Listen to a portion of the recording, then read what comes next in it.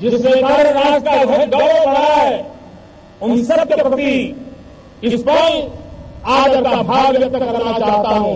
मैं आभार की अभिव्यक्ति करना चाहता हूं।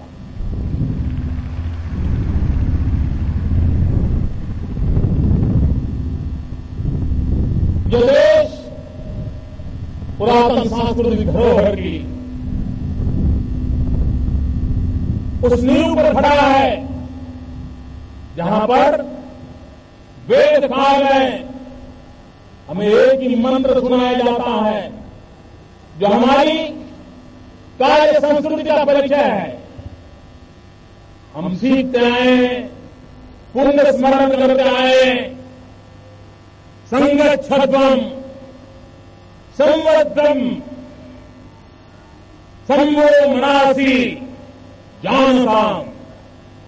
हम साथ चले, मिलके चले, मिलके सोचे, मिलके संकल्प करें और मिलकर के हम देश को आगे बढ़ाएं। इस मूल मंत्र को लेकर के 125 करोड़ देशवासियों ने देश को आगे बढ़ाना। कल ही नई सरकार के प्रथम संसद के सत्र का समापन हुआ। मैं आज गर्व से कहता हूं कि संसद का सत्र हमारी सोच की पहचान है, हमारे इरादों की अभिव्यक्ति है। हम बहुमति के बल पर चलने वाले लोग नहीं, हम बहुमति के बल पर आगे बढ़ना नहीं चाहते। हम सहमति की मजबूत धरातल पर आगे बढ़ना चाहते। संगच्छध्वम्। और इसलिए इस पूरे संसद के कार्यकाल को देश ने देखा होगा, सभी दलों का साथ लेकर के, विपक्ष को जोड़ करके, कंधे से कंधा मिलाकर के चलने में हमें अभूतपूर्व सफलता मिली है। और उसका यश सिर्फ प्रधानमंत्री को नहीं जाता है, उसका यश सिर्फ सरकार में बैठे हुए लोगों को नहीं जाता है, उसका यश प्रतिपक्ष को भी जाता है, प्रतिपक्ष के सभी नेताओं को भी जाता है, प्रतिपक्ष के सभी सांसदों को भी जाता है। और लाल किले की प्राचीर से गर्व के साथ मैं इन सभी सांसदों का अभिवादन करता हूं, सभी राजनीतिक दलों का भी अभिवादन करता हूं, जहां सहमति की मजबूत धरातल पर हम राष्ट्र को आगे ले जाने के महत्वपूर्ण निर्णयों कर करके हमने संसद का कल सत्र का समापन किया। भाइयों बहनों, मैं दिल्ली के लिए आउटसाइडर, मैं दिल्ली की दुनिया का इंसान नहीं, मैं यहां के राजचारित्रों को नहीं जानता, यहां की एलिट क्लास से तो मैं बहुत अछूता रहा, लेकिन एक बाहर के व्यक्ति ने, एक आउटसाइडर ने दिल्ली आकर के पिछले 2 महीने में एक इनसाइडर व्यू लिया तो मैं चौंक गया। यह मंच राजनीति का नहीं है, राष्ट्रनीति का मंच है। और इसलिए मेरी बात तो राजनीति के तराजू से न तोड़ा जाए। मैंने पहले ही कहा है, मैं सभी पूर्व प्रधानमंत्री, पूर्व सरकारों का अभिवादन करता हूं जिन्होंने देश को यहां तक पहुंचाया। मैं बात कुछ और करने जा रहा और इसलिए इसको राजनीति के तराजू से न तोड़ा जाए। मैंने जब दिल्ली आकर के एक इनसाइडर व्यू देखा तो मैंने अनुभव किया, मैं चौंक गया। ऐसा लगा जैसे एक सरकार के अंदर भी दर्जनों अलग अलग सरकारें चल रही हैं। हर एक की अपनी अपनी जागीरें बनी हुई हैं। मुझे बिखराव नजर आया, मुझे टकराव नजर आया।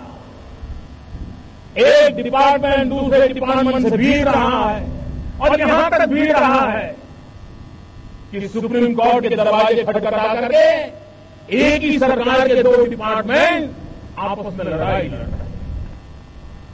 ये बिखराव, ये टकराव, एक ही देश के लोग हम देश को कैसे आगे बढ़ा सकते हैं। और इसलिए मैंने कोशिश प्रारंभ की है उन दीवारों को गिराने की। मैंने कोशिश प्रारंभ की है, सरकार एक असेंबल एंटिटी नहीं, बड़े ऑर्गेनिक यूनिटी बने, ऑर्गेनिक एंटिटी बने, एक रस हो सरकार, एक लक्ष्य, एक मन, एक दिशा, एक गति, एक मति। इस मुकाम पर हम देश को चलाने का संकल्प करें, हम चल सकते। आपने कुछ दिन पहले इन दिनों अखबारों में चर्चा चलती है कि मोदी जी की सरकार आ गई, अफसर लोग समय पर सरकार ऑफिस जाते हैं, समय पर ऑफिस खुल जाती है, लोग पहुंच जाते हैं। मैं देख रहा था हिंदुस्तान के नेशनल न्यूज़पेपर कहे जाए, टीवी मीडिया कहा जाए, ये प्रमुख रूप से खबरें छप रही थी। सरकार के मुखिया के नाते तो मुझे आनंद आ सकता है कि देखो भाई, सब समय पे चलना शुरू होगा, सफाई होने लगी। लेकिन मुझे आनंद नहीं आ रहा, मुझे पीड़ा हो रही थी। वो बात मैं आज पब्लिक में कहना चाहता, इसलिए कहना चाहता हूं, क्या इस देश में सरकारी अफसर समय पर दफ्तर जाएं, ये कोई न्यूज होती है क्या? और अगर वो न्यूज बनती है तो हम कितने नीचे गए हैं, कितने गिरे हैं, इसका वो सबूत बन जाती है। और इसलिए भाइयों बहनों, सरकारें कैसे चली है? आज वैश्विक स्पर्धा में कोटि कोटि भारतीयों के सपनों को साकार करना होगा, तो ये होती है, चलती है, से देश नहीं चल सकता। जन सामान्य की आशा आकांक्षाओं की पूर्ति के लिए शासन व्यवस्था नाम का जो पुर्जा है, जो मशीन है, उसको और धारदार बनाना है, और तेज बनाना है, और गतिशील बनाना है। और उस दिशा में हम प्रयास कर रहे हैं। और मैं आपको विश्वास देता हूं मेरे देशवासियों, इतने कम समय से दिल्ली से बाहर से आया हूं, लेकिन मैं देशवासियों को विश्वास दिलाता हूं कि सरकार में बैठे हुए लोगों का सामर्थ्य बहुत है। चपरासी से लेकर कैबिनेट सेक्रेटरी तक हर कोई सामर्थ्यवान है, हर एक शक्ति है, उसका अनुभव है। मैं उन शक्ति को जगाना चाहता हूं, मैं उस शक्ति को जोड़ना चाहता हूं, और उस शक्ति के माध्यम से राष्ट्र कल्याण की गति को तेज करना चाहता हूं, और मैं करके रहूंगा। ये हम पाते रहेंगे, हम करते रहेंगे, ये मैं देशवासियों को विश्वास दिलाना चाहता हूं। और ये मैं 16 मई को नहीं कह सकता था, लेकिन आज 2-2.5 महीने के अनुभव के बाद 15 अगस्त को तिरंगे झंडे की सांस से कह रहा हूं कि संभव है, ये होके रहेगा। भाइयों बहनों, क्या देश हमारे जिन महापुरुषों ने आजादी दिलाई, क्या उनके सपनों का भारत बनाने के लिए हमारा भी कोई कर्तव्य है कि नहीं है? हमारा भी कोई राष्ट्रीय चरित्र है कि नहीं है? उस पर हमने गंभीरता से सोचने का समय आ गया है। भाइयों बहनों, कोई मुझे बताए कि हम जो भी कर रहे हैं, दिन भर शाम को कभी अपने आप को पूछा कि मेरे इस काम के कारण मेरे देश के गरीब से गरीब का भला हुआ कि नहीं हुआ? मेरे देश के हितों की रक्षा हुई कि नहीं हुई? मेरे देश के कल्याण के काम में आया कि नहीं आया? क्या 125 करोड़ देशवासियों का मंत्र नहीं होना चाहिए कि जीवन का हर कदम देश हित में होगा? दुर्भाग्य कैसा है, आज देश का एक ऐसा माहौल बना हुआ है, किसी से कोई भी काम लेकर के जाओ तो कहता है इसमें मेरा क्या, वहीं से शुरू करता है। इसमें मेरा क्या? और जब उसको पता चलेगा कि इसमें उसका कुछ नहीं है तो तुरंत बोलता है तो फिर मुझे क्या? ये मेरा क्या और मुझे क्या, इस दायरे से हमें बाहर आना। हर चीज अपने लिए नहीं होती है, कुछ चीजें देश के लिए भी हुआ करती है। और इसलिए हमारे राष्ट्रीय चरित्र को हमने निखारा है। मेरा क्या, मुझे क्या, उससे ऊपर उठ करके देश हित के हर काम के लिए मैं आया हूं, मैं आगे हूं, ये भाव में जगाना। भाइयों बहनों, आज जब हम बलात्कार की घटनाओं की खबरें सुनते हैं, हमारा माथा शर्म से झुक जाता है। लोग अलग अलग तर्क देते हैं, हर कोई मनोवैज्ञानिक बनकर के अपने बयान देता है, लेकिन भाइयों बहनों, मैं आज इस मंच से मैं उन माताओं और उनके पिताओं से पूछना चाहता हूं, हर माँ बाप से पूछना चाहता हूं कि आपके घर में बेटी 10 साल की होती है, 12 साल की होती है, माँ और बाप चौकन्ने रहते हैं, हर बार पूछते हैं कहां जा रही हो, कब आओगी, पहुंचने के बाद फोन करना। बेटी को तो सैकड़ों सवाल माँ बाप पूछते हैं, लेकिन क्या कभी माँ बाप ने अपने बेटे को पूछने की हिम्मत की है?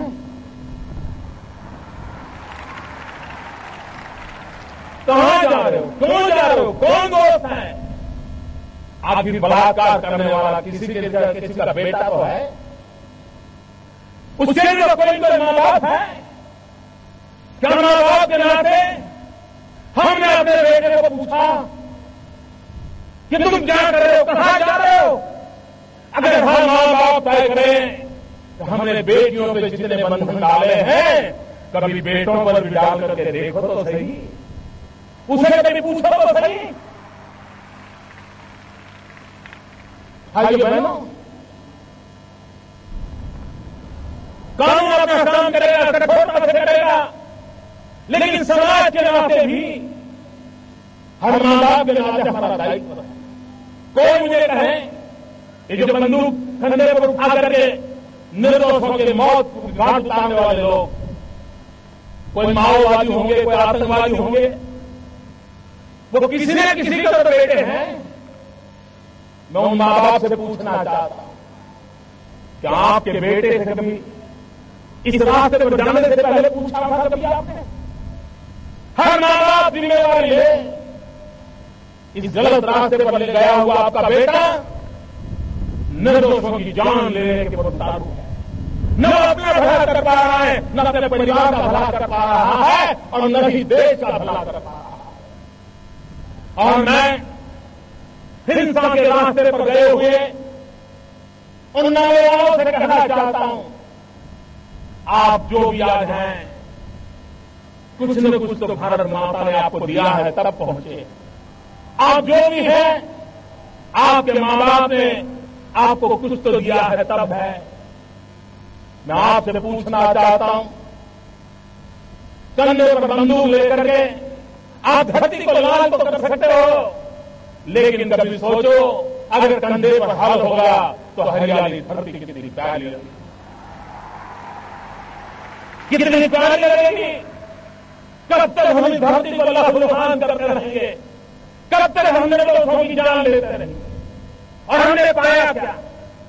हिंसा के रास्ते ने हमें कुछ नहीं दिया है। भाइयों बहनों, मैं पिछले दिनों नेपाल गया।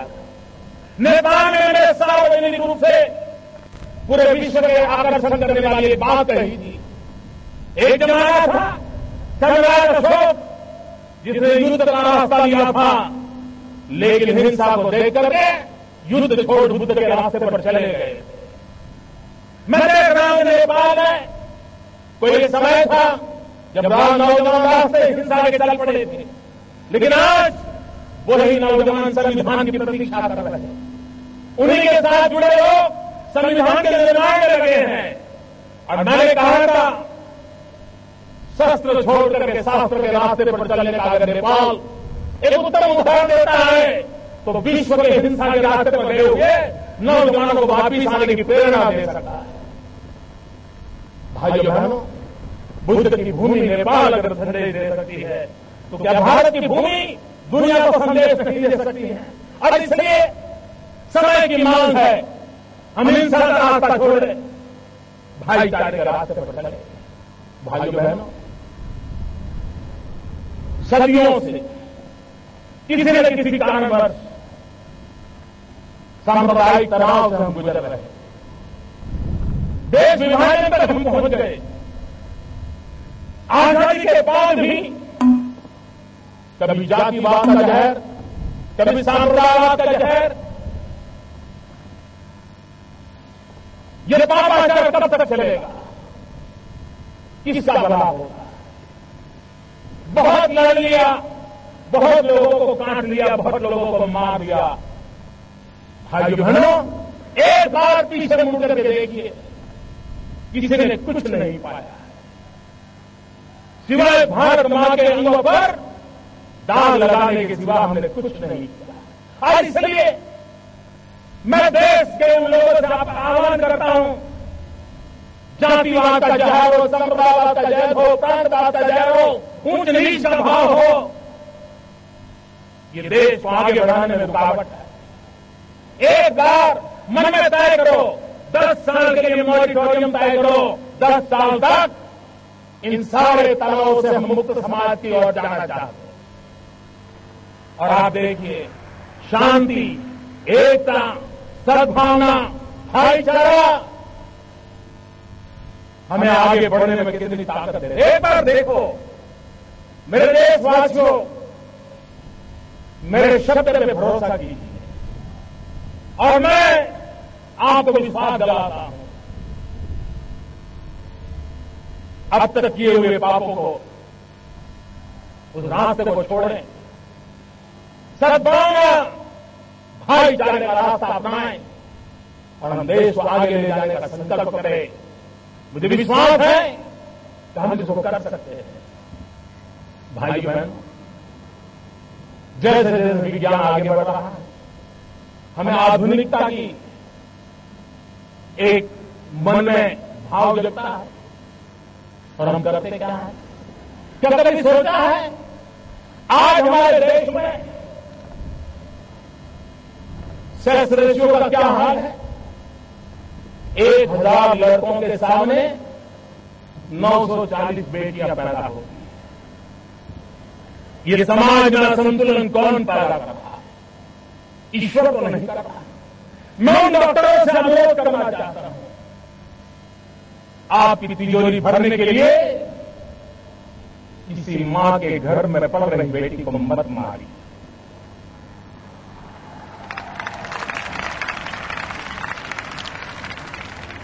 मैं माताओं बहनों का कहता हूं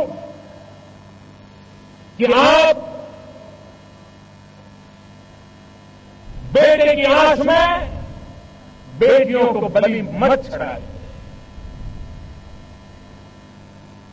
कभी कभी मां बाप को लगता है बेटा होगा तो बुढ़ापे में काम आएगा।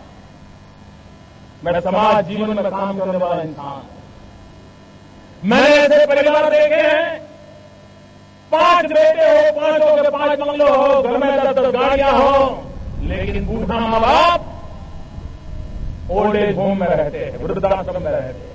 ऐसे परिवार में नहीं। और ऐसे परिवार भी देखे हैं जहां अकेली बेटी हो, संतान के रूप में वो बेटी अपने सपनों को बलि चढ़ाती है, शादी नहीं करती और बूढ़े मां बाप की सेवा के लिए अपने जीवन को खपा देती है।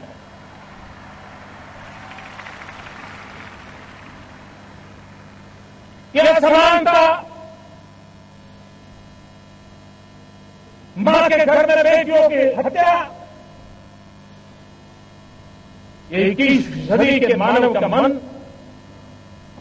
कितना कलुषित, कलंकित, कितना दाल भरा है, उसका प्रदर्शन कर रहा। इससे हमें मुक्ति लेनी होगी, और यही तो आजादी के पर्व का हमारे लिए संदेश है। अभी राष्ट्रमंडल के खेल हुए, भारत के खिलाड़ियों ने भारत को गौरव दिलाया।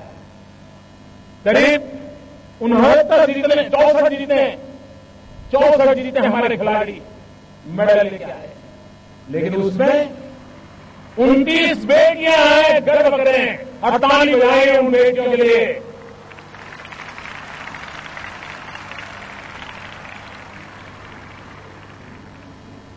भारत की आन बान शान में हमारी बेटियों का योगदान है। हम इसको स्वीकार करें और उसे भी कंधे से कंधा मिला करके हम साथ लेके चले, तो जो समाज जीवन में बुराई आई है उन बुराइयों से हम मुक्ति पा सकते हैं। और इसलिए भाइयों बहनों, एक सामाजिक चरित्र के नाते, एक राष्ट्रीय चरित्र के नाते हमें उस दिशा में जाना है।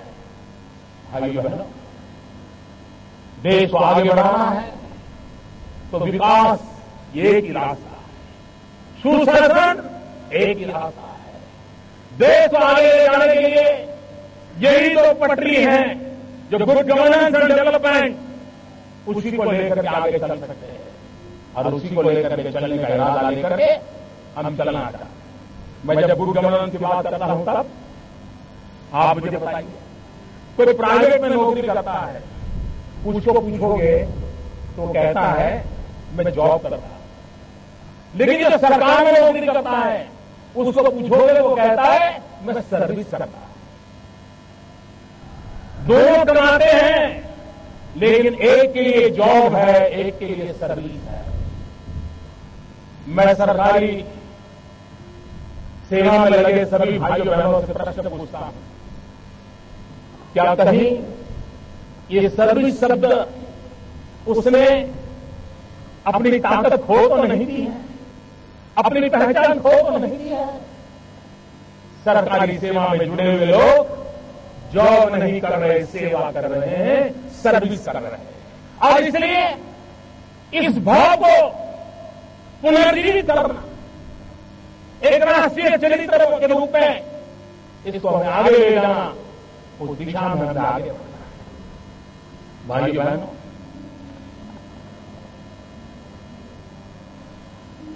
क्या देश के नागरिकों ने राष्ट्र के कल्याण के लिए कदम उठाना चाहिए? नहीं उठाना। आप कल्पना कीजिए, 125 करोड़ देशवासी एक कदम चले तो ये देश 125 करोड़ कदम आगे चला जाएगा।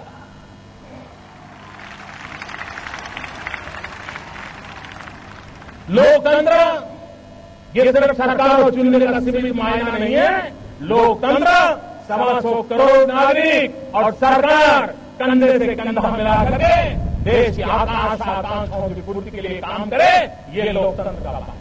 हमें जन भागीदारी करनी है, पीपल्स प्राइवेट पार्टनरशिप के साथ आगे बढ़ना है।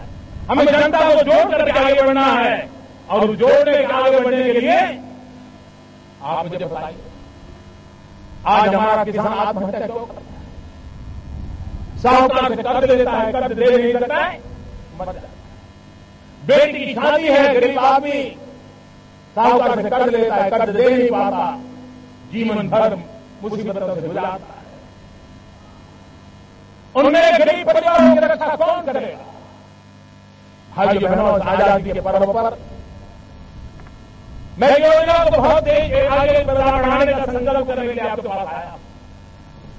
एक प्रधानमंत्री जन धन योजना, इस प्रधानमंत्री जन धन योजना के माध्यम से हम देश के गरीब से गरीब लोगों को बैंक अकाउंट की सुविधा से जोड़ना चाहते हैं। आज करोड़ों करोड़ों परिवार हैं जिसके पास मोबाइल फोन तो है लेकिन बैंक अकाउंट नहीं है। ये स्थिति हमें बदलनी है।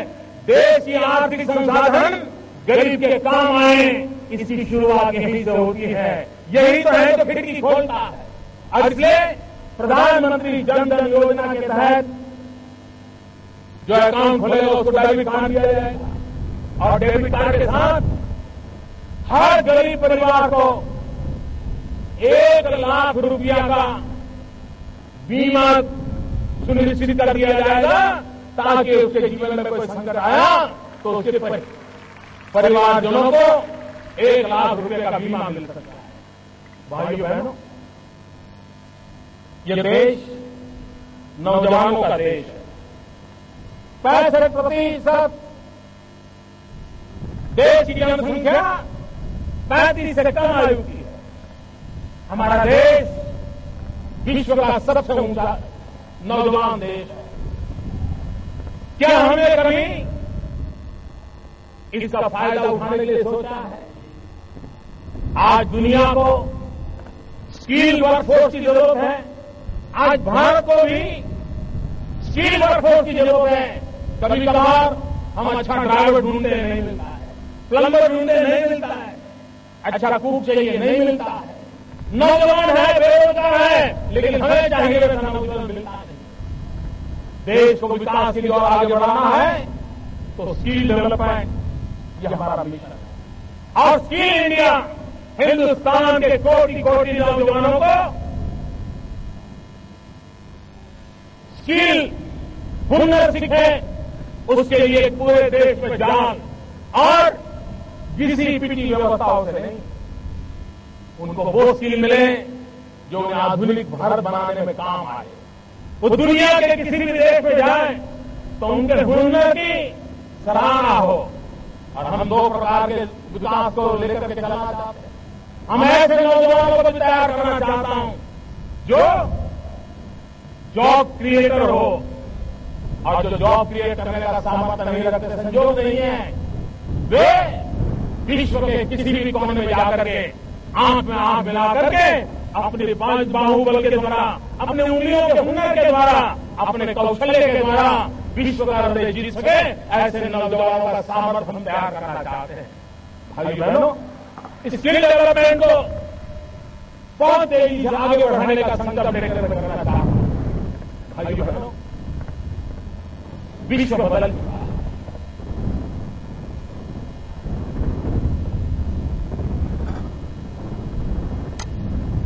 मेरे प्यारे देशवासियों, विश्व बदल चुका है। अब भारत अलग थलग अकेला एक कोने में बैठकर अपना भविष्य नहीं कर सकता। विश्व की आर्थिक व्यवस्थाएं बदल चुकी हैं और इसलिए हम लोगों को भी उसी रूप में सोचना होगा। सरकार ने भी कई फैसले लिए हैं, बजट में कुछ घोषणाएं की हैं, और मैं विश्व को आह्वान करता हूं, विश्व में पहुंचे हुए भारतवासियों को भी आह्वान करता हूं। आज अगर हमें नौजवानों को ज्यादा से ज्यादा रोजगार देना है तो हमें मैन्युफैक्चरिंग सेक्टर को बढ़ावा देना पड़ेगा। इंपोर्ट एक्सपोर्ट की जो स्थिति है उसको संतुलन पैदा करना हो तो हमें मैन्युफैक्चरिंग सेक्टर पर बल देना होगा। हमारे नौजवानों की जो वीजा है, सामर्थ्य है, उसको अगर काम में लाना है तो हमें मैन्युफैक्चरिंग की ओर जाना पड़ेगा। और इसके लिए हिंदुस्तान की भी पूरी ताकत लगे, लेकिन विश्व की शक्तियों को भी हम निमंत्रण देते हैं। और इसलिए मैं आज लाल किले की प्राचीर से विश्व भर में लोगों से कहना चाहता हूं, कम मेक इन इंडिया, आइए हिंदुस्तान में निर्माण कीजिए। दुनिया के किसी भी देश में जाकर के बेचिए, लेकिन निर्माण यहां कीजिए, मैन्युफैक्चरिंग यहां कीजिए। हमारे पास स्किल है, टैलेंट है, डिसिप्लिन है, कुछ कर गुजरने का इरादा है। हम विश्व को एक सानुकूल अवसर देना चाहते हैं। क्या ये कम मेक इन इंडिया, और हम विश्व को कहें इलेक्ट्रिकल से लेकर के इलेक्ट्रॉनिक तक come make in India, chemical से लेकर के फार्मास्यूटिकल तक come make in India, automobile से लेकर के एग्रो वैल्यूएशन तक come make in India, paper हो या plastic come make in India, some satellite हो या submarine come make in India. ताकत है हमारे देश में। आइए मैं निरंतर देता हूं। और भाई बहनों, मैं देश के नौजवानों को भी एक आह्वान करना चाहता हूं, विशेष करके उद्योग क्षेत्र में लगे हुए छोटे छोटे लोगों को आह्वान करना चाहता हूं। मैं देश के टेक्निकल एजुकेशन से जुड़े हुए नौजवानों को आह्वान करना चाहता हूं।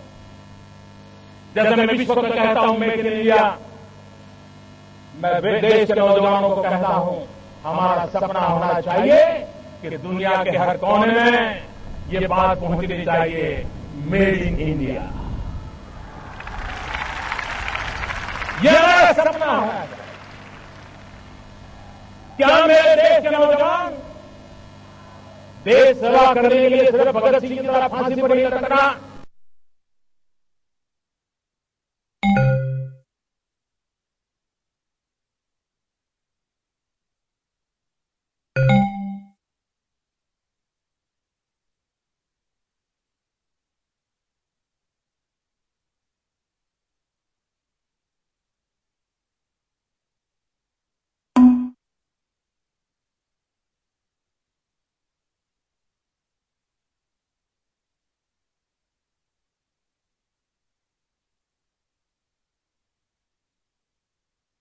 नमस्कार, स्वागत है आप सभी लोगों का। आप देख रहे हैं समाचार 24 में हूं विवेक गर्गाचार। नमस्कार, स्वागत है आप सभी लोगों का। आप देख रहे हैं समाचार 24 में हूं विवेक गर्गाचार। इस बुलेटिन की शुरुआत करने से पहले छोटी मोटी चीजें हमें दुनिया से इंपोर्ट क्यों करनी पड़ी? क्या मेरे देश के नौजवान ये तय कर सकते हैं? वो जरा रिसर्च करें, ढूंढें कि भारत कितने प्रकार की चीजों को इंपोर्ट करता है और वो फैसला करें कि मैं अपने छोटे छोटे काम के द्वारा, उद्योग के द्वारा, मेरा छोटा ही कारखाना क्यों न हो, लेकिन मेरे देश को इंपोर्ट करने वाली कम से कम एक चीज मैं ऐसी बनाऊंगा कि मेरे देश को कभी इंपोर्ट न करना पड़े। इतना ही नहीं, मेरा देश एक्सपोर्ट करने की स्थिति में आए। अगर हिंदुस्तान के लाखों नौजवान एक एक आइटम लेकर के बैठ जाए, भारत दुनिया में एक्सपोर्ट करने वाला देश बन सकता है। और इसलिए मेरा आग्रह है नौजवानों से, विशेष करके छोटे मोटे उद्योगकारों से, दो बातों में कॉम्प्रोमाइज न करें। एक, जीरो डिफेक्ट, दूसरा जीरो इफेक्ट। हम वो मैन्युफैक्चरिंग करें जिसमें जीरो डिफेक्ट हो, ताकि दुनिया के बाजार से कभी वापिस ना आए, और हम वो मैन्युफैक्चरिंग करें जिससे जीरो इफेक्ट हो, पर्यावरण पर इसका कोई नेगेटिव इफेक्ट ना हो। जीरो डिफेक्ट, जीरो इफेक्ट के साथ मैन्युफैक्चरिंग सेक्टर का सपना लेकर के अगर हम आगे चलते हैं तो मुझे विश्वास है मेरे भाइयों बहनों कि जिस काम को लेकर के हम चल रहे हैं उस काम को पूरा करें। भाइयों बहनों, पूरे विश्व में हमारे देश के नौजवानों ने भारत की पहचान को बदल दिया है। विश्व भारत को क्या जानता था? ज्यादा नहीं, अभी 25-30 साल पहले तक दुनिया के कई कोने से ऐसे थे जो हिंदुस्तान के लिए यही सोचते थे, तो ये तो सपेरों का देश है, ये सांप का खेल करने वाला देश है, काले जादू वाला देश। भारत की सच्ची पहचान दुनिया तक पहुंची नहीं थी। लेकिन भाइयों बहनों, हमारे 20, 22, 24 साल के नौजवान जो कंप्यूटर पर उंगलियां घुमाते घुमाते दुनिया को चकित कर दिया। विश्व में भारत की नई पहचान बनाने का रास्ता हमारे आईटी प्रोफेशन के नौजवानों ने कर दिया। अगर ये ताकत हमारे देश में है, क्या देश के लिए हम कुछ सोच सकते हैं? आज इसलिए हमारा सपना है डिजिटल इंडिया। जब मैं डिजिटल इंडिया कहता हूं तब ये बड़े लोगों की बात नहीं है, ये गरीब के लिए है। अगर ब्रॉडबैंड कनेक्टिविटी से हिंदुस्तान के गांव जुड़ते हैं और गांव के आखिरी छोर की स्कूल में अगर हम लॉन्ग डिस्टेंस एजुकेशन दे सकते हैं, आप कल्पना कर सकते हैं कि हमारे उन गांव के बच्चों को कितनी अच्छी शिक्षा मिलेगी। जहां डॉक्टर नहीं पहुंच पाते, अगर हम टेली मेडिसिन का नेटवर्क खड़ा करें तो वहां पर बैठे हुए गरीब व्यक्ति को भी किस प्रकार की दवाई की दिशा में जाना, उसका स्पष्ट मार्गदर्शन मिल सकता है। सामान्य मानवीय की रोजमर्रा की चीजें आपके हाथ में मोबाइल फोन है, हिंदुस्तान के नागरिकों के पास बहुत बड़ी तादाद में मोबाइल कनेक्टिविटी है। लेकिन क्या ये मोबाइल गवर्नेंस की तरफ हम जा सकते हैं? अपने मोबाइल से वो बैंक अकाउंट ऑपरेट करे गरीब आदमी, वो सरकार से अपनी चीजें मांग सके, वो अपनी अर्जी पेश करे, अपना सारा कारोबार अपने चलते चलते मोबाइल गवर्नेंस के द्वारा कर सके। और ये अगर करना है तो हमें डिजिटल इंडिया की ओर जाना है। और डिजिटल इंडिया की तरफ जाना है तो इसके साथ हमारा ये भी सपना है कि हम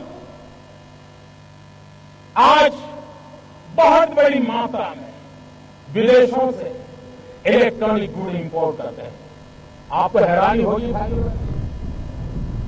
ये टीवी, ये मोबाइल फोन, ये आईपैड, ये जो इलेक्ट्रॉनिक गुड हम लाते हैं, देश के लिए पेट्रोलियम पैदाशों को लाना अनिवार्य है। डीजल और पेट्रोल लाते हैं, तेल लाते हैं, उसके बाद दूसरे नंबर पर हमारा इलेक्ट्रॉनिक गुड इंपोर्ट पर खड़ा हुआ है। अगर हम डिजिटल इंडिया का सपना लेकर के इलेक्ट्रॉनिक गुड के मैन्युफैक्चरिंग के लिए चल पड़े और हम कम से कम स्वनिर्भर बन जाए तो देश की तिजोरी को कितना बड़ा लाभ हो सकता है। और इसलिए हम इस डिजिटल इंडिया को लेकर के जब आगे जाना चाहते हैं तब e governance, easy governance, effective governance है और इकोनॉमिकल गवर्नेंस। ई गवर्नेंस के माध्यम से गुड गवर्नेंस की ओर जाने का रास्ता है। एक जमाना तक कहा जाता था कि रेलवे देश को जोड़ती है, ऐसा कहा जाता था। मैं कहता हूं आज आईटी देश के जन जन को जोड़ने का ताकत रखती है। और इसलिए हम डिजिटल इंडिया के माध्यम से आईटी के धरातल पर यूनिटी का मंत्र को साकार करना चाहता है। भाइयों बहनों, अगर हम इन चीजों को लेकर के चलते हैं तो मुझे विश्वास है कि डिजिटल इंडिया विश्व की बराबरी करने की ताकत के साथ खड़ा हो जाएगा। हमारे नौजवानों में सामर्थ्य है, उनको ये अवसर दे रहा है। भाइयों बहनों, हम टूरिज्म को बढ़ावा देना चाहते हैं। टूरिज्म से गरीब व्यक्ति को रोजगार मिलता है। चना बेचने वाला भी कमाता है, ऑटो रिक्शा वाला भी कमाता है, पकौड़े बेचने वाला भी कमाता है, अरे चाय बेचने वाला भी कमाता है। और जब चाय बेचने वाली बात आती है तो मुझे अपनापन महसूस होता है।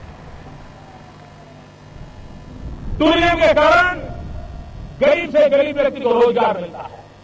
लेकिन टूरिज्म के अंदर बढ़ावा देने में भी और एक राष्ट्रीय चरित्र के रूप में भी हमारे सामने सबसे बड़ी रुकावट है हमारे चारों तरफ दिखाई दे रही गंदगी। क्या आजादी के बाद, इतने सालों के बाद, 21वीं सदी के 1.5 दशक के दरवाजे पर खड़े हैं, तब क्या अब भी हम गंदगी में जीना चाहते हैं? मैंने यहां सरकार में आकर के पहला काम सफाई का शुरू किया। लोगों का आश्चर्य हुआ, क्या ये प्रधानमंत्री का काम है? लोगों को लगता होगा प्रधानमंत्री के लिए छोटा काम होगा, मेरे लिए बहुत बड़ा काम है। सफाई करना ये बहुत बड़ा काम है। क्या हमारा देश स्वच्छ नहीं हो सकता है? अगर 125 करोड़ देशवासी तय कर लें कि मैं कभी गंदगी नहीं करूंगा, तो दुनिया की कौन सी ताकत है जो हमारे शहर गांव को आकर के गंदा कर सके? क्या इतना सा संकल्प नहीं कर सकते? भाइयों बहनों, 2019 में महात्मा गांधी के 150वीं जयंती आ रही है। महात्मा गांधी की 150वीं जयंती हम कैसे मनाएं? महात्मा गांधी जिन्होंने आजादी दी, इतना बड़े देश को दुनिया के अंदर इतना सम्मान दिलाया, वो महात्मा गांधी को हम क्या दें? भाइयों बहनों, महात्मा गांधी को सबसे प्रिय था सफाई, स्वच्छता। क्या हम तय करें कि 2019 जब महात्मा गांधी की 150वीं जयंती मनाएंगे, हमारा गांव, हमारा शहर, हमारा गली, हमारा मोहल्ला, हमारी स्कूल, हमारे मंदिर, हमारे अस्पताल, सभी क्षेत्र गंदगी का नाम और निशान नहीं रहने देंगे। ये सरकार से होता नहीं है, जन भागीदारी से होता है, और ये काम हम सबको मिलकर के करना है। भाइयों बहनों, 21वीं सदी में हम जी रहे हैं। क्या कभी हमारे मन को पीड़ा हुई? आज भी हमारी माताओं बहनों को खुले में शौच के लिए जाना चाहते। डिग्निटी ऑफ विमेन, क्या हम सबका दायित्व नहीं है? बेचारी गांव की मां बहनें अंधेरे का इंतजार करती हैं, जब तक अंधेरा नहीं जाता है वो शौच के लिए नहीं जा पाती। उसके शरीर को कितनी पीड़ा हो गई होगी, कितनी बीमारियों की जड़ें उसमें से शुरू होती होगी। क्या हमारी मां बहनों के इज्जत के लिए हम कम से कम शौचालय का प्रबंध नहीं कर सकते? भाई बहनों, किसी को लगेगा कि 15 अगस्त का इतना बड़ा भाव हो तो बहुत बड़ी बड़ी बातें करने का अवसर होता है। भाई बहनों, बड़ी बातों का महत्व है, घोषणाओं का भी महत्व है, लेकिन कभी कभी घोषणाएं ऐषणाएं जगाती है, और जब घोषणाएं परिपूर्ण नहीं होती हैं तब समाज निराशा की गर्त में डूब जाता है। और इसलिए हम उन बातों को ही कहने के पछतावा है जिसको हम अपने देखते देखते पूरा कर पाए। और इसलिए मैं कहता हूं भाइयों बहनों, आपको लगता होगा क्या लाल किले से सफाई की बात करना, लाल किले से टॉयलेट की बात बताना, ये कैसा प्रधानमंत्री है? भाइयों बहनों, मैं नहीं जानता हूं मेरी कैसी आलोचना होगी, इसे कैसे लिया जाए, लेकिन मैं मन से मानता हूं। मैं गरीब परिवार से आया हूं, मैंने गरीबी देखी, और गरीब को इज्जत मिले इसकी शुरुआत यहीं से होती है। और इसलिए स्वच्छ भारत का एक अभियान इसी 2 अक्टूबर से मुझे आरंभ करना है, और 4 साल के भीतर भीतर हम इस काम को आगे बढ़ाना चाहते हैं। और एक काम तो मैं आज ही शुरू करना चाहता हूं, और वो है हिंदुस्तान की सभी स्कूलों में टॉयलेट हो, बच्चियों के लिए अलग टॉयलेट हो, तभी तो हमारी बच्चियां स्कूल छोड़ करके भागेगी नहीं। और मैं एमपी लेट फंड का जो उपयोग कर रहे हैं हमारे सांसद, उनसे आग्रह करता हूं 1 साल के लिए आपका धन स्कूलों में टॉयलेट बनाने के लिए खर्च कीजिए। सरकार अपना बजट टॉयलेट बनाने में खर्च करे। और मैं देश के कॉर्पोरेट सेक्टर को भी आह्वान करना चाहता हूं, कॉर्पोरेट सोशल रिस्पॉन्सिबिलिटी के तहत आप जो खर्च कर रहे हैं, आप उसमें प्राथमिकता स्कूलों में टॉयलेट बनाने में दीजिए। सरकार के साथ मिलकर के, राज्य सरकारों के साथ मिलकर के 1 साल के भीतर भीतर अगली 15 अगस्त को जब हम यहां खड़े हो, तब विश्वास के साथ खड़े हो, तब हिंदुस्तान की कोई स्कूल ऐसी नहीं है कि जहां बच्चे और बच्चियों के लिए अलग टॉयलेट का निर्माण होना बाकी है। भाइयों बहनों, अगर हम सपने लेकर के चलते हैं तो सपने पूरे भी होते हैं। मैं आज एक विशेष बात और करना चाहता हूं।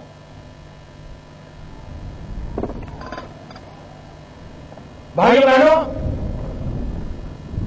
देश हित की चर्चा करना, देश हित के विचारों को देना, इसका अपना महत्व है। लेकिन हमारे सांसद वे कुछ करना भी चाहते हैं, लेकिन उन्हें अवसर नहीं मिलता। वो अपनी बात बता सकते हैं, सरकार को चिट्ठी लिख सकते हैं, आंदोलन कर सकते हैं, मेमोरेंडम दे सकते हैं, लेकिन फिर भी खुद को कुछ करने का अवसर मिलता नहीं। मैं एक नए विचार को लेकर के आज आपके पास आया। हमारे देश में प्रधानमंत्री के नाम से कई योजनाएं चल रही हैं, कई नेताओं के नाम से ढेर सारी योजनाएं चल रही हैं, लेकिन मैं आज संसद के नाम से एक योजना घोषित करता हूं, संसद आदर्श ग्राम योजना।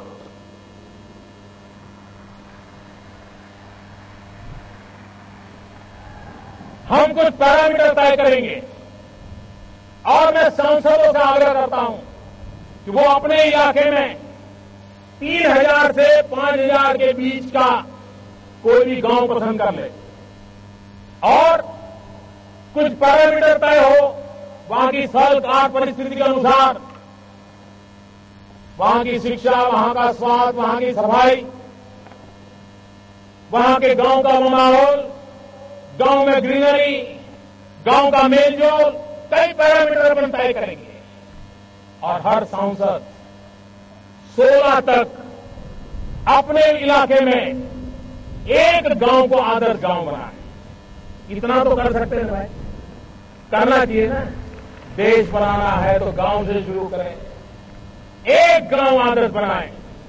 और मैं 2016 का टाइम दे देता हूं कि नई योजना है लागू करने में, योजना बनाने में कभी समय लगता है। और 16 के बाद जब 2019 में वो चुनाव के लिए जाए उसके पहले और 2 गांवों को करे, और 2019 के बाद हर सांसद 5 साल के कार्यकाल में कम से कम 5 आदर्श ग्राम अपने इलाके में बनाए। जो शहरी क्षेत्र के एमपी हैं उनसे भी मेरा आह्वान है, वे भी एक गांव पसंद करें। जो राज्यसभा के एमपी हैं उनसे भी मेरा आग्रह है, वे भी एक गांव पसंद करें। हिंदुस्तान के हर जिले में एक अगर आदर्श गांव बना करके हम देते हैं तो सभी गांव अगल बगल के गांवों को खुद को उस दिशा में जाने का मन कर जाएगा। एक मॉडल गांव बना करके देखें, व्यवस्थाओं से भरा हुआ गांव बना करके देखें।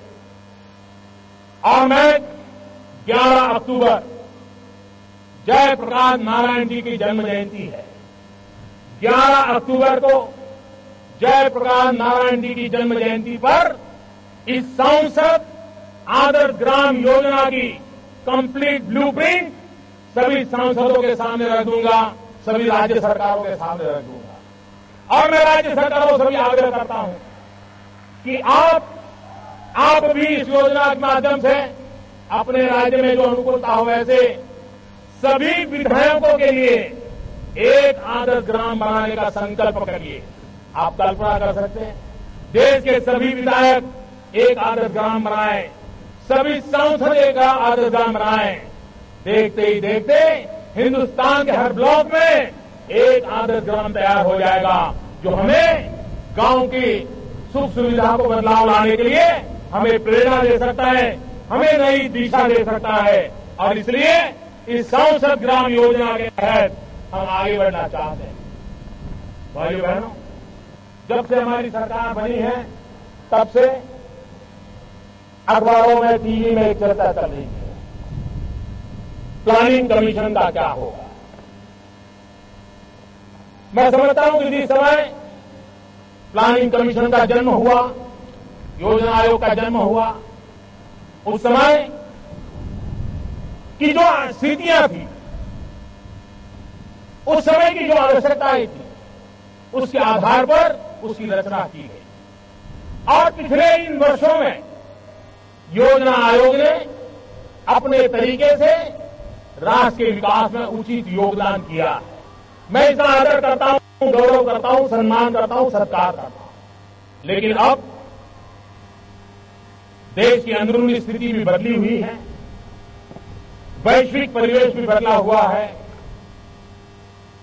आर्थिक गतिविधि का केंद्र सरकारें नहीं रही हैं, उसका दायरा बहुत फैल चुका है। राज्य सरकारें विकास के केंद्र में आ रही है और मैं इसको अच्छी निशानी मानता हूं।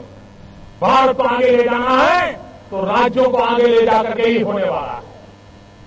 भारत के फेडरल स्ट्रक्चर की अहमियत पिछले 60 साल में जितनी थी उससे ज्यादा आज के युग में है।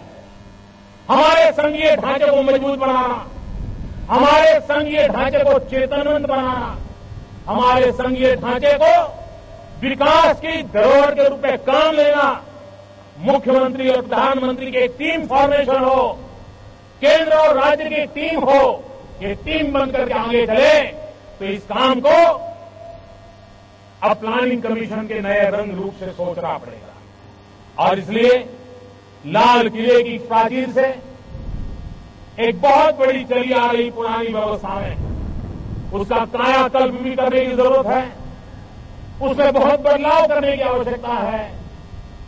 और कभी कभी पुराने घर के रिपेयरिंग में खर्चा ज्यादा होता है लेकिन संतोष नहीं होता, फिर मन करता है अच्छा है नया ही घर बना दे। और इसलिए बहुत ही कम समय के भीतर योजना आयोग के स्थान पर एक क्रिएटिव थिंकिंग के साथ राष्ट्र को आगे ले जाने की दिशा, पब्लिक प्राइवेट पार्टनरशिप की दिशा, संसाधनों का ऑप्टिमम यूटिलाइजेशन, प्राकृतिक संसाधनों का ऑप्टिमम यूटिलाइजेशन, देश की युवा शक्ति के सामर्थ्य का उपयोग, राज्य सरकारों की आगे बढ़ने की इच्छाओं को बल देना, राज्य सरकारों को ताकतवर बनाना, संघीय ढांचे को ताकतवर बनाना, ऐसा नए रूपरंग के साथ, नया शरीर, नई आत्मा के साथ, नई सोच के साथ, नई दिशा के साथ, नए विश्वास के साथ एक नए इंस्टीट्यूशन को हम निर्माण करेंगे और बहुत ही जल्द योजना आयोग की जगह पर ये नई इंस्टीट्यूट काम करे, उस दिशा में हम आगे बढ़ने वाले हैं। भाइयों बहनों, आज 15 अगस्त महर्षि अरविंद का भी जन्म जयंती का पर्व है। महर्षि अरविंद ने एक क्रांतिकारी से निकल करके योग गुरु की अवस्था को प्राप्त किया। उन्होंने भारत के भाग्य के लिए कहा था कि मुझे विश्वास है भारत की दैवी शक्ति, भारत की आध्यात्मिक विरासत विश्व कल्याण के लिए अहम भूमिका निभाएगा। इस प्रकार के भाव महर्षि अरविंद ने व्यक्त किए। मेरी महापुरुषों की बातों में बड़ी श्रद्धा है, मेरी त्यागी तपस्वी ऋषि और मुनियों की बातों में बड़ी श्रद्धा है, और इसलिए मुझे आज लाल किले की प्राचीर से स्वामी विवेकानंद जी को वो शब्द याद आ रहे हैं, जब स्वामी विवेकानंद जी ने कहा था कि मैं मेरी आंखों के सामने देख रहा हूं। विवेकानंद जी के शब्द थे, मैं मेरी आंखों के सामने देख रहा हूं कि फिर एक बार मेरी भारत माता जाग उठी है, मेरी भारत माता जगत गुरु के स्थान पर विराजमान होगी। हर भारतीय मानवता के कल्याण के काम आएगा। ये भारत की विरासत विश्व के कल्याण के लिए काम आएगी। ये शब्द स्वामी विवेकानंद जी ने अपने तरीके से कहे थे। भाइयों बहनों, विवेकानंद जी के शब्द कभी असत्य नहीं पुरवार हो सकते। स्वामी विवेकानंद जी के शब्द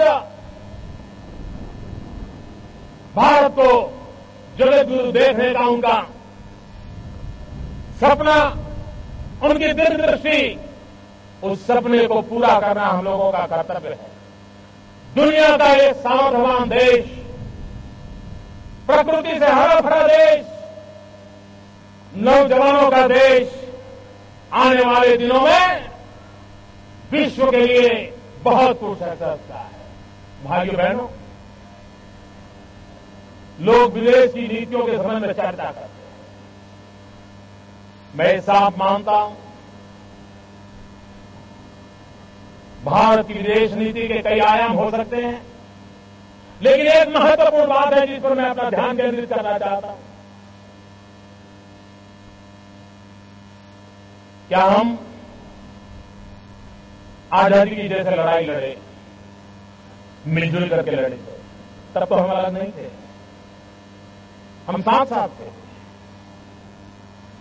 कौन सी सरकार हमारे साथ, कौन से शस्त्र हमारे पास थे? एक गांधी थे, सरदार थे, और लक्षावधि स्वतंत्र सेनानी थे, और इतनी बड़ी सल्तनत थी, और सल्तनत के सामने हम आजादी का जंग जीते कि नहीं जीते, विदेशी ताकतों को परास्त किया कि नहीं किया, भारत छोड़ने के लिए मजबूर किया कि नहीं किया। हम ही तो थे, हमारे ही तो पूर्वज थे जिन्होंने ये सामर्थ्य दिखाया था।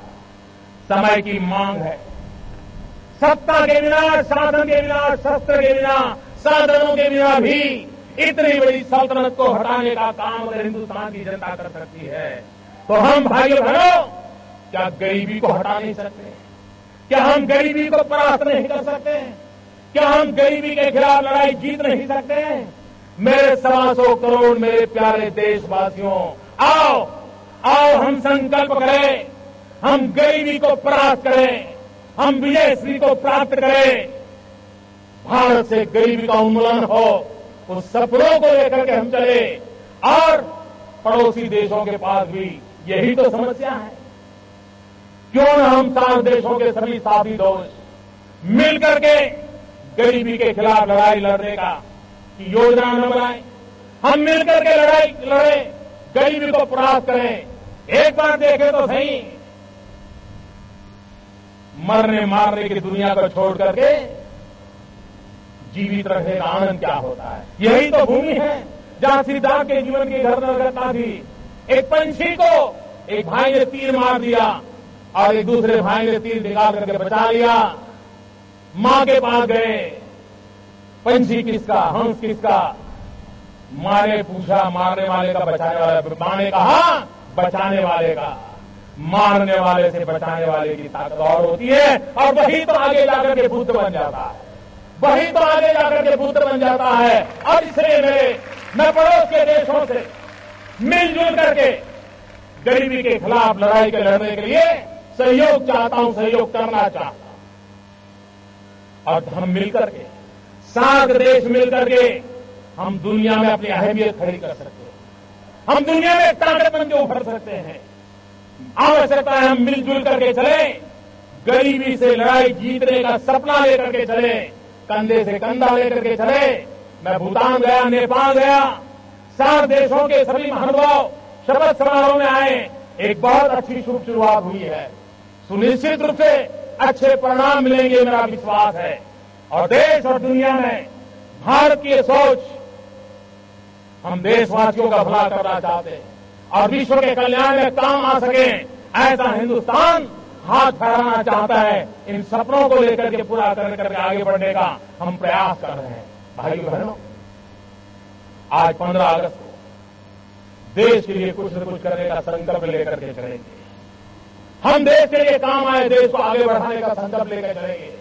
और मैं आपको विश्वास दिलाता हूं भाइयों बहनों, मैं मेरे सरकार के साथियों को भी कहता हूं, अगर आप 12 घंटे काम करोगे तो मैं 13 घंटे करूंगा, अगर आप 14 घंटे काम करोगे तो मैं 15 घंटे करूंगा। क्यों? क्योंकि मैं प्रधानमंत्री नहीं, प्रधान सेवक के रूप में आपके बीच आया। मैं शासक के रूप में नहीं, सेवक के रूप में सरकार लेकर के आया। और भाई बहनों में विश्वास दिलाता हूं, यह देश उसकी एक नियति है, विश्व कल्याण की नियति है। ये विवेकानंद जी ने कहा था, ये नियति को पूर्ण करने के लिए ये भारत का जन्म हुआ है, ये हिंदुस्तान का जन्म हुआ है। इसकी परिपूर्ति के लिए 125 करोड़ देशवासियों ने तन मन से मिलकर के राष्ट्र के कल्याण के लिए आगे बढ़ना है। मैं फिर एक बार देश के सुरक्षा बलों को, देश के अर्धसैनिक बलों को, देश के सभी सिक्योरिटी फोर्सेस को मां भारती की रक्षा के लिए उनकी तपस्या, त्याग, उनके बलिदान, उनका गौरव करता हूं।